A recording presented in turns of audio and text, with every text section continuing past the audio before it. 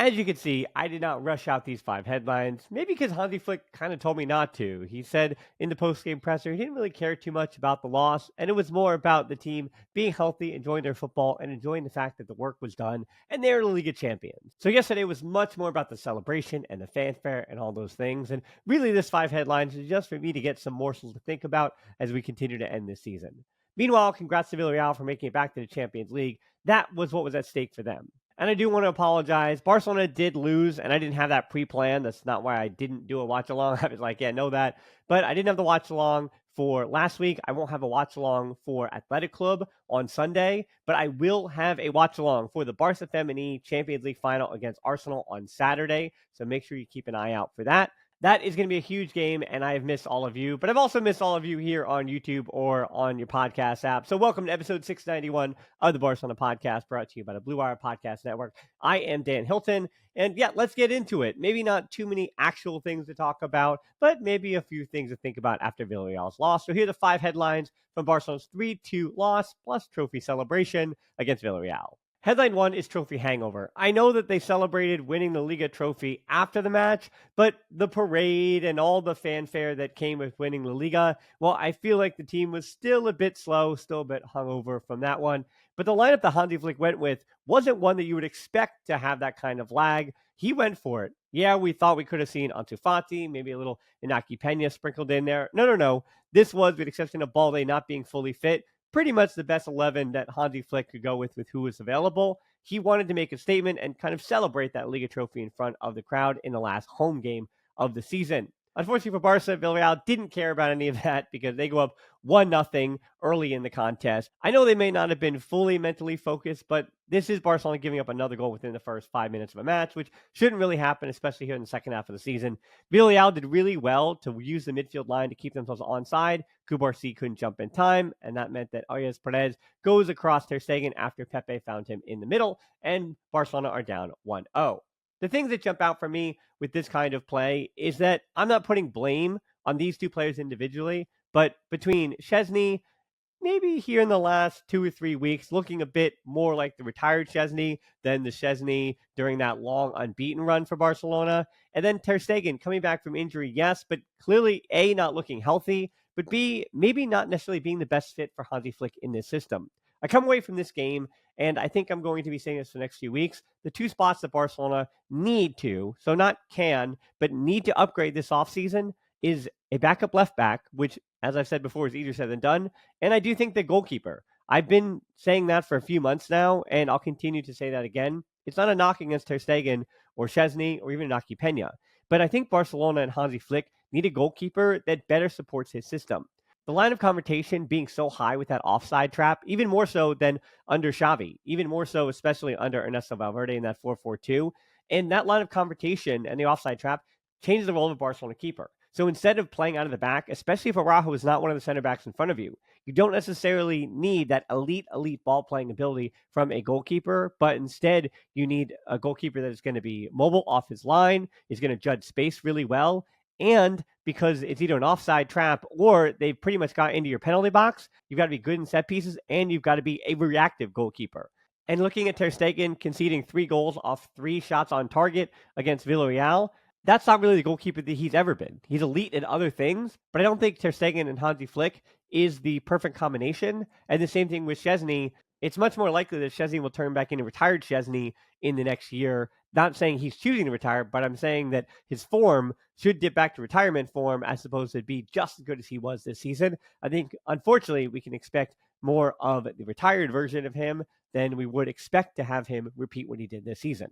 And in the case of Jar Martin, I've said it before, it's no disrespect to him, and I'll have a whole thing about what he was to the team because he has certainly been a huge positive in terms of what was expected of him, what I saw with Barca Athletic last season, and what he's done as the backup to Balde. He's been good enough for FC Barcelona to win La Liga as the backup left back. But in terms of getting the Champions League, and again, this is not a problem. Most left backs in world football, like 92 to 98% of them, probably can't be a backup at, we'll say, a side that is fighting for the Champions League trophy. And that's kind of where we saw his level drop off a little bit. And I think the drop from Balde to Martin was just a bit too much for Barcelona to go into next season with. So a backup left back, which I said is easier said than done in the market. That, I think, is another position that Barcelona need to strengthen as opposed to would like to strengthen. Headline 2 is turning into a trademark. Going down a goal early means that Kool-Aid's got to be treated to, or could have been treated to, another comeback, and they were, but it just didn't happen immediately. Lamine Yamal was dancing on the day, celebrating that Liga trophy, and though he danced a few times to good success, he also lost the ball a few times when I expected him to skate by. So maybe Lamine Yamal is playing a bit too freely, like we've been talking about in the second half of the season, but giving the fans a show.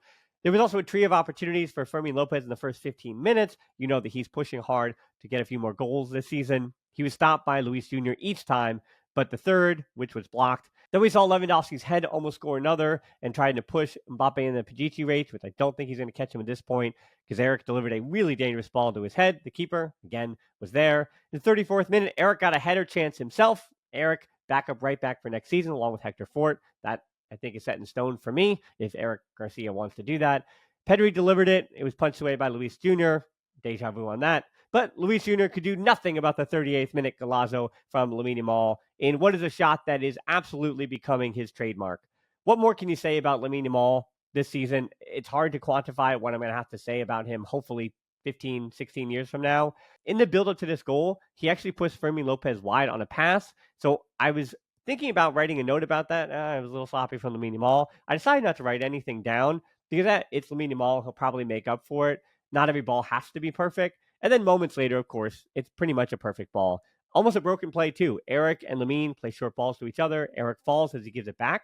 Then Lamine takes that little pausa, looks down the barrel of two defenders, goes to his left with 2.5 touches, and then blasts it past the keeper. Doesn't get the top corner, but he does have enough pace on it where there's nothing that Luis Jr. can do about it. 9 goals now in the Liga for Lamine Yamal, and he is over double-digit goals and assists for the season.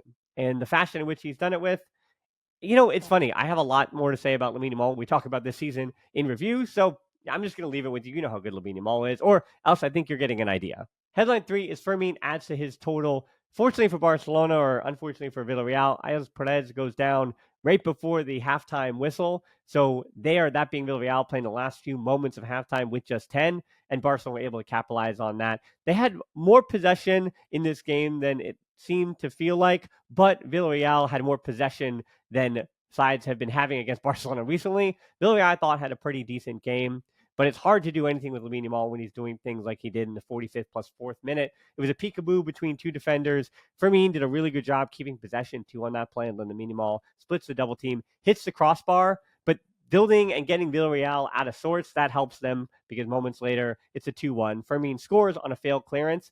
Eric delivered it, and then it goes to Fermin. He lines it up, gets some spin on it, and that pushes it away from the keeper and scores number 6 for him in the Liga. That is enough goals from Fermin Lopez, and I have to go back to see what I predicted for his goal total on the season, but I think I might have said 6 or 7, and that's just fine for who has been your backup number 10 or whatever you want to call it, your backup attacking midfielder. That's a fair number. And if everyone else was contributing the goals they were, which they did this season, then you're in pretty good shape with depth coming from a lot of different booths throughout the season, while Rafinha and Lewandowski were also still putting up some big numbers. Then headline 4, not as organized as usual. At halftime, off goes Gerard Martin and off goes Pedri, and on comes Balde and on comes De Jong, which kind of was a give and take in terms of what Barcelona were trying to do organization-wise. It didn't seem like that being Barcelona, were ready to go at halftime either, because in the 50th minute, it's the 2-2.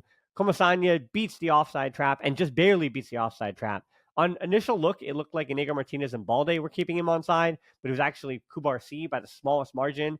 The nutmeg pass finds the near post run, so a lot kind of had to go against Barcelona here. And then Comasanya flicks it over the keeper for the goal. That's another where Ter Stegen at his near post probably should have at least got some kind of body part on this flick over him.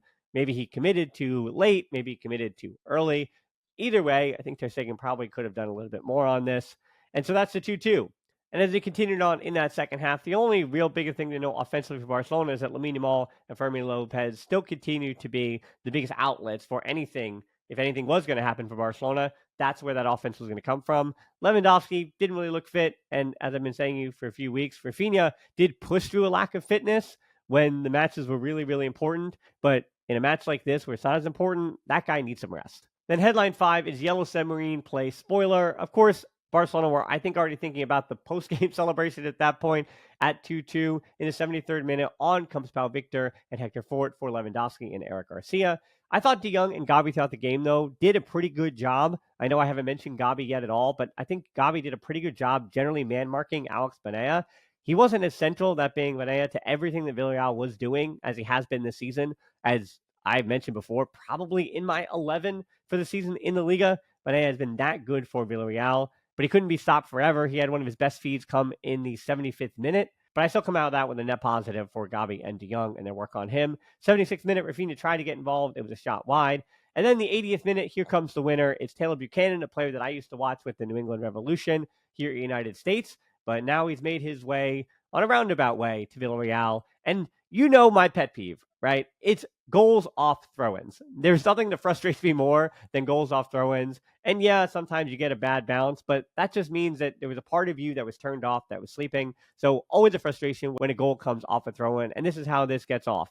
It's a cross in that gets to everybody after a throw-in, and Buchanan is wide open at the back post. Part of this goes on Lamine. He was not tracking back on the throw-in to start. Then he and Fort both got beat. So Hector Fort getting beat then on the wall pass. Kubarsi then had to move over for the cross, shifting everybody over. Then no one grabbed Buchanan or cleared the ball, which are two things you should probably do, and it's an easy finish. Ter Stegen might have gotten a stop here, but he also lost his footing on the way there. So the one time I thought Ter Stegen had a beat on it, yeah, it winds up being 3 goals conceded on 3 shots on target. And that also, by the way, is Buchanan's first goal in Spain. So congratulations to him. Hope he continues on with Villarreal and gives some Canadian punch to La Liga. You don't very often see Canadians in La Liga. 85th minute, Olmo for Gavi, and he played in front of De Jong as a single pivot, which is a bit deeper than Olmo was playing, but again, Barcelona are down a goal. You've got a few minutes left to spare, so that means Villarreal were going to protect their lead. So yes, Olmo as an interior, that's fine. In the 86th minute, Lamine Yamal had another attempt at the top corner. They went pretty wide. Okay, they went wide, and then Banea missed a pretty straightforward look at a pretty empty net on the other side that should have put this match away for Villarreal. But it finished 3-2 because Rafinha also could not get his free kick on target. So there it is, 3-2. But what I will leave you with is some images from that trophy celebration, of course. And this is what this is all about. Yes, Villarreal, you made the Champions League, so congratulations to you. But Barcelona, as you can see, we're not too bent out of shape about it.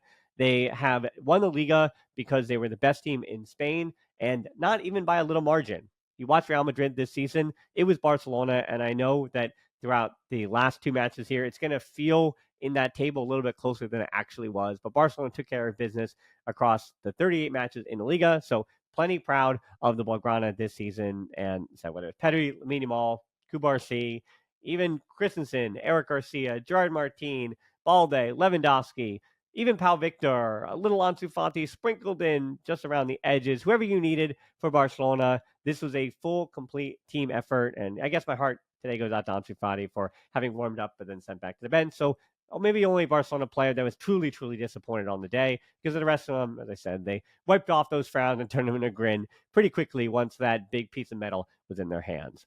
I do hope that the Fermin and I can help you celebrate the Champions League women's final on Saturday. Hopefully that is another piece of silverware. So I will have some smiles for that one on bigup.com/the Barcelona pod. So look out for the feed there. And then, of course, subscribe to the YouTube channel. Help me out on the podcast apps with a good review. Hey, leave a comment and a like anywhere, even on social media, whatever. All the algorithms are all hungry. You know how to feed them. So again, please subscribe. It's a big help to me, especially as I look ahead to the summer, where I have a lot of content that I'm planning that won't necessarily be pushed with the algorithms because it's not going to be timely. It's not going to be connected to matches. So I do need that extra little push for the content I have prepared. But again, this is just for today. Thank you so much. I know it's a little bit late and only the real diehards and sickos are watching this one. So to you, diehards and sickos, or Submarine.